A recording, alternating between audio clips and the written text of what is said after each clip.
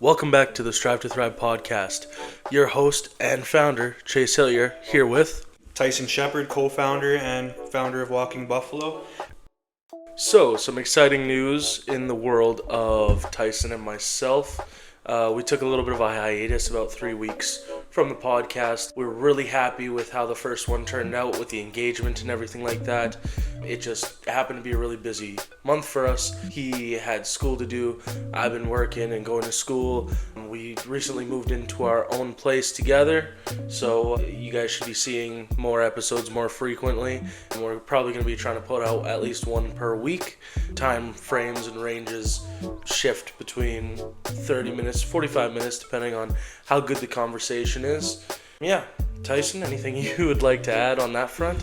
Absolutely, yeah. It was definitely a journey coming into this place and starting from nothing and building our way up. It's really fulfilling, and I'd say, having a good roommate is also very good. So I don't have any complaints. I'm feeling pretty noble about everything. And how about yourself, Chase? I'm feeling great, man. It's great to have you as a roommate. Where I lack in, you seem to excel in. So I feel like we are a great fit for each other. I feel like this will build our bond and chemistry even more on the mics. And I think our podcast will only grow from here. And speaking on that, Tyson has some very exciting news he'd like to share. Why don't you share it with the listeners at home, Tyson? Absolutely, Chase. So roughly about a few weeks ago, I started emailing nonprofit organizations that could possibly be in collaboration with Strive to Thrive and Walking Buffalo. During that process, I've got a hold of a couple of CEOs, one being from Street Culture, and we touched base yesterday, had a nice phone call, which was great because now we have a team meeting with them in a couple weeks. So it's definitely going to be an exciting journey for us. And Chase, let's talk about what we are going to have on today's episode here in episode 2. Yeah, so episode 2 is going to be on the topic of accountability. Just having accountability within yourself, within the workplace, in social aspects and worldly accountability. I feel that it's a topic that isn't talked about enough and that really needs to be shed to light because accountability is hard.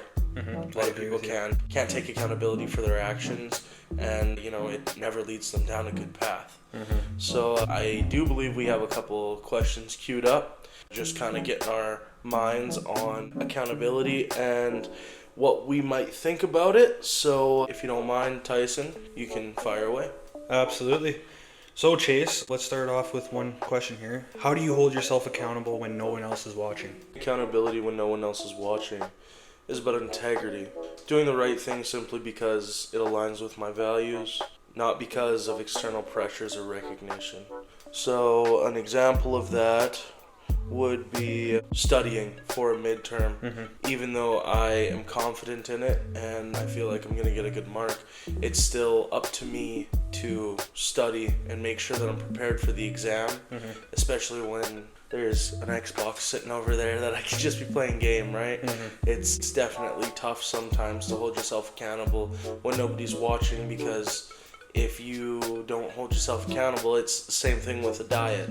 Like, you could easily snack or get yourself something that's outside of the house instead of cooking something when nobody else is watching, because nobody's there telling you what to eat and, to stick to your diet and whatnot. So yeah, personal accountability, especially when nobody's watching, is all about integrity within yourself. I couldn't agree more with you that, Chase. All right, I think I got a good question queued up here for you. Perfect. How can leaders foster a culture of accountability without creating fear or micromanagement? Well, I would say definitely your surroundings, how you present yourself, right? If you're gonna go and say, let's take school as an example, right? Going into class every day, you want to set a good example of the people in there, doing your work, having relationships with other people in the class. I would say getting your homework done on time, handing in your assignments. It's just showing that you can strive in that community, right? So striving in that community also influences other people to strive in that community, which is a true leader. He doesn't say that he's a leader, he just shows it with his actions, right? So that's really big for me, is being a leader, and let's touch on a little bit here, it's not really off topic, but to be a leader, you have to be a follower, right? So following somebody else's lead. Every leader learned from a leader, right? Exactly. So it's definitely a learning growth, and I'm not saying that I'm the perfect leader, but I do have some leadership qualities that people like. That makes me motivated to do more and be better and to help other people, right? Because they see that quality in me, and that just makes room for improvement for the both ends of the party. So. Sure, I definitely understand where you're coming from. Do you have any more questions for me? Oh, absolutely, yeah. There's tons of questions here. So, do you believe accountability should be tied to consequences, or should it be more about personal growth? So, it depends on what aspect of life we're talking about here. Because if it's like in the business world, I think there should definitely be consequences for lack of accountability, because it can make a business come to a standstill or a halt, you know. It can make or break a $1 million deal, you know. It's all about accountability and taking responsibility for your actions, whether they be good or bad. And let's touch on that. Like, accountability is not always a bad thing. It's not always about taking responsibility for your bad actions. It's also about taking credit for the good stuff that you have done too. Because it's either flip of the coin, you know. You can't be humble and just say, oh, you know, it's okay, I didn't do anything, it was really nothing, you know. No, you have to accept the good, because when those times come where you have to say, I did this wrong, that's my bad, it's on me, those are the times where you're really going to want to lean into, well, I am just as accountable for the good things as I am for the bad things. And I feel like that is a true testament to character. You know what I mean? Yeah, I know what you mean. That's really nice.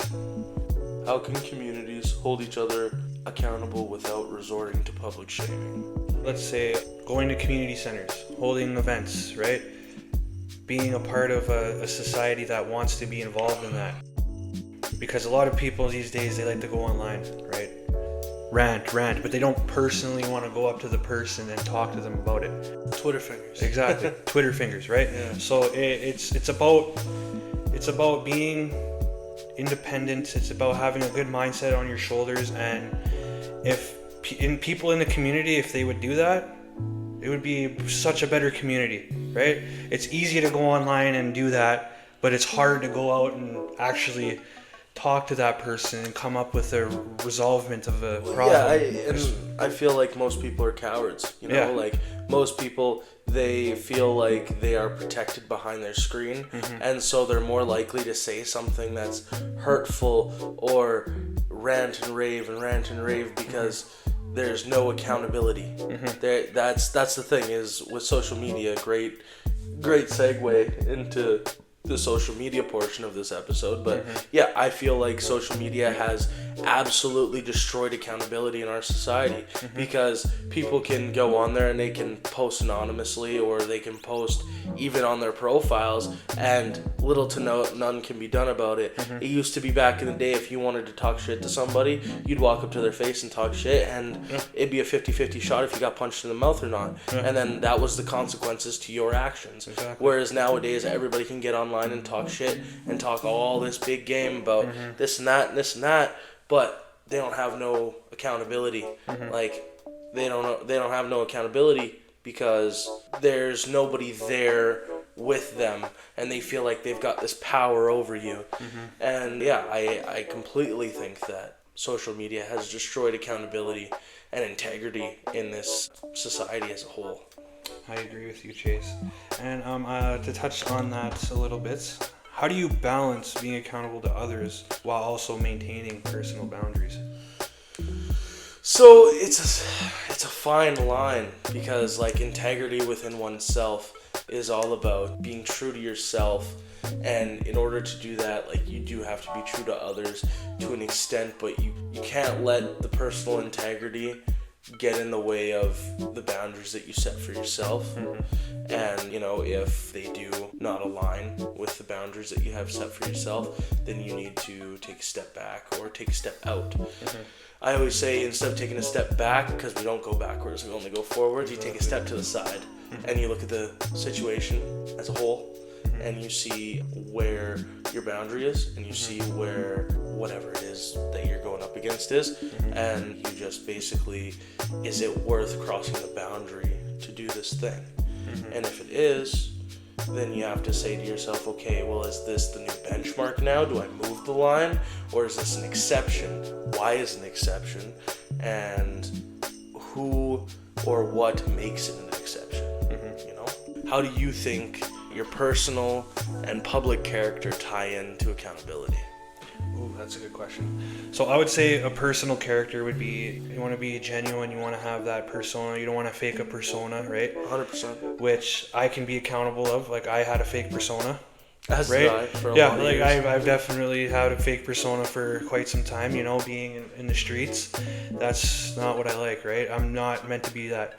It's tough, right? So I would say being accountable is very, very good. And if you have somebody to put you in place, it can lead to growth. Somebody that can check you on a personal level, Exactly, you know? yeah. Somebody that can be like, hey, you know, you're losing track of where you're at right now. Lock in, hop back on that horse, you know, because sometimes we fall off. Yeah. It happens. You know, stress is a big thing that can veer us off the path, but we're human. So as long as we can veer back onto that path, or, you know, hop back up on that, there's nothing that can stop you. I agree with you on that. Alrighty, that was a great question. I'm going to ask you a question here, Chase. Why do you think people struggle with accountability, and how do you overcome resistance? So I think people, for the most part, struggle with accountability because the way the world is now, we don't rely so much on accountability anymore, and we kind of make it okay for people to just slough their way through life, you know?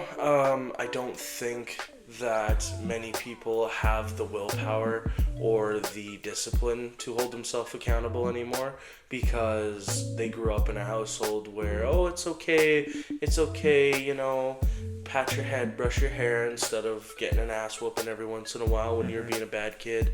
I myself grew up in a household getting ass whoopings all the time when I was bad. And so, like, to a level, it definitely taught me some accountability, because it taught me that actions have consequences. And when you're soft parenting your children, and I'm not telling people how to parent their children, you do whatever you feel you need to do, but this is just my opinion, that when you soft parent your children, it creates a lack of accountability in a child, because they no longer know consequences to actions. They just know that if they do something bad, their mom's gonna talk to them nice and give them options on how they can do better, instead of getting an ass whooping and knowing, oh, I'm not gonna do that. It's like sticking a fork in the outlet. I'm not gonna stick a fork in the outlet because I'm gonna get shocked. You know what I mean? So it's like, it's action to reaction. It's been happening since science came around. You know what I mean? Like, it's pretty basic stuff. How people can overcome this resistance, honestly, if you are a teenager, I feel, or like a young kid, I feel like you have better opportunity than any to turn it around. But I feel like if you're an adult now, there's not much hope, because you know, people are set in their ways by the time they're around 28, 29, 30, and it's very hard for somebody to change then. I know that, like, the mental capacity that we have, we're constantly developing until about 25, and so that's when your brain is most malleable, and that's when you can change the most. After 25, like 26, 27 maybe, but after that, the way that your mind is and is set up is pretty much set in stone. So you really need somebody or something in order for something like that to be possible, because accountability is one of the things that has just went in the toilet in the past 30 years. You know, it's really gotten bad, because nobody wants to take credit. Well, everybody wants to take credit, but nobody wants to take credit for their mistakes. And everybody likes to blame things on other people, how they feel and everything like that. And, you know, everybody likes to blame, oh, this is so hard because of this and this and this, but nobody wants to say that this was hard because I didn't put the work in. This is hard because I didn't want to, like, addicts like to blame people for the reason why they're on the stuff. And at the end of the day, it's on them. You know, nobody forced you to stick that needle in your arm or put your lips up to that pipe. It's all on you. And, you know, people say drugs are a disease, which I do believe that it does have a pretty strong hold on people. But if you truly want to get clean, and I know people that truly have gotten clean for their families, for their kids, you will. And if you don't want to, you won't. And no matter how many people try to help you and make you hold yourself accountable for it, you won't get clean until you want to get clean. I agree with you on that, and I'm going to touch on something actually on that in regards to, you know, addiction, right? Accountability in addiction really needs to be set in stone, because there's options out there now for you to be able to get needles, for you to get clean pipes. Like, that's so contradicting, right? So it definitely doesn't make sense. They're softening it up for other people to actually to utilize it, right? Like, it's so easy now to go get a needle. Maybe if they stop doing that, there wouldn't be that around, right? And people would, you know, obviously it's to not get HIV or get all these things, right? It's to try and stop the spread of all these diseases. But at the same time, like, you have to expect those diseases when you're living a life like that. You know what I mean? Like, and this is not a knock to any addicts, you know, because I myself, like, I've been around addicts in my life, and I know I am myself and am an addict. You know, I'm not an addict of any specific substance at the moment, but I have been in the past, and I don't shy away from talking about it, because it's not something that I'm ashamed of anymore, because I can take accountability for it, and I've moved past it in my life. But some people, they can't, and my dad is one of those people. My biological father, he's an addict, and he can't get past it no matter what. He's been an addict since I was like 3 or 4 years old. As soon as my sister was born, that's when he started doing the shit, and my sister will be, I think, 22 this year. So yeah, 22 years he's been an addict, and he hasn't stopped. He doesn't want to stop. So nobody can make him stop. You know, you can lead a horse to water, but you can't make him drink. I still got love for him. You know, he's my dad at the end of the day, but I can't be around him. I can't have a relationship with him, because it puts what I'm building in jeopardy. 100%, yeah, and that's good for you to, you know, see that and not take action to go back to that behavior, right? Yeah. So that's definitely good on you, and I, you know, appreciate you for telling us that. So yeah. No, I'm a very open person when it comes to that kind of stuff. I'll never say any names or anything like that, because I respect people's privacies. But any stories that I can share with you on a specific topic, I'm always down for that. That's awesome. I've gone through a lot of shit in my life. I've learned a lot.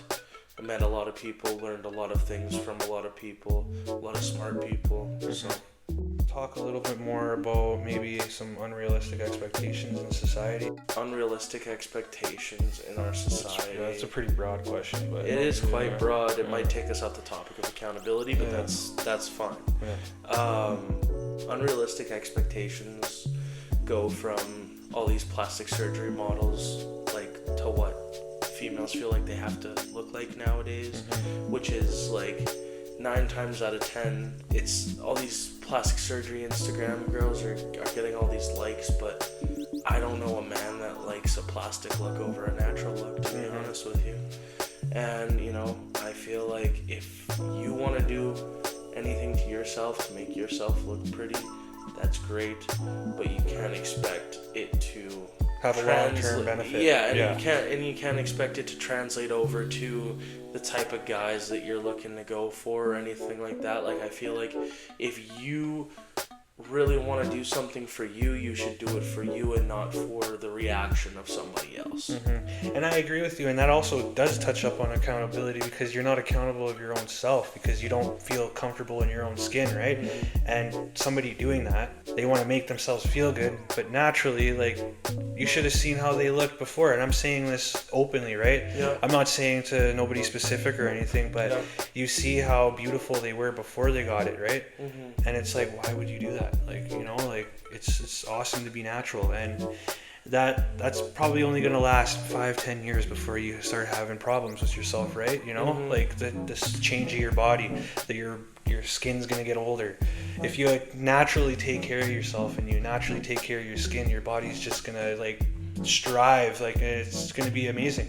There's people that are 50, 60 who still look young because they take care of themselves properly, and, you know, being accountable in that way too. So that's I wouldn't say it's necessarily touching off topic, but it definitely touches. Yeah, for sure. And like being accountable for like the expectations of society, and like that everybody's got to be a millionaire. You know, like you see these videos on Facebook all the time of like, you can be a millionaire, all you need to do is this, this, and this, and all you can do is this, this, and this. Like, you know, it's definitely not that easy. That's it's for not, sure. and it's not that easy. And what it's doing is it is tricking these middle class people into thinking that everybody can be a millionaire, and so it's furthering the gap between the rich and the poor.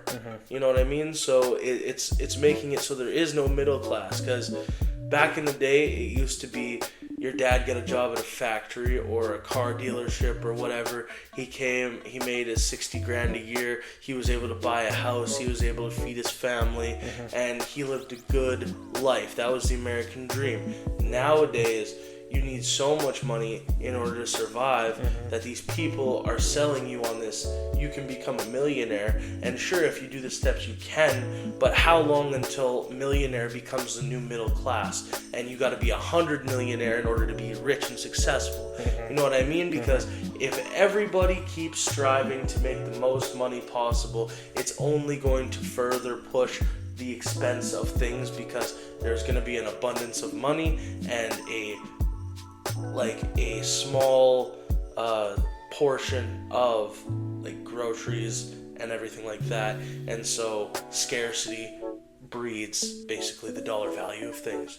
So if everybody has an abundance of money and there isn't an abundance of something, that price is gonna go through the roof.